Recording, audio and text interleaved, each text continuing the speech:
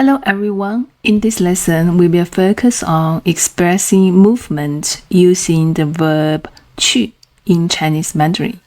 Basically, this structure means some people go to some place to do something. Let's see some examples. The first one, 我们去电影院看电影。我们去电影院看电影。We go to the cinema to watch movies. 他去超市买东西。他去超市买东西。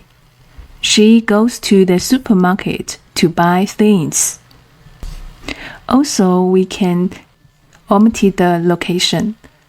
For example, 我们去看电影。我们去看电影。We go to watch movies. 他去买东西。他去买东西。She goes to buy things. Let's do some practice. Practice 1. Using the examples above, form a sentence of your own using the structure.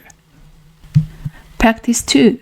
Translate the following sentences into Chinese. She goes to the gym to exercise. They go to the beach to swim. I go to the library to read books.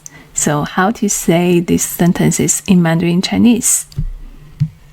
Okay, in this lesson, we have learned how to use the structure subject plus 去 plus verb to express movement in Chinese. Thanks for watching. See you in the next lesson.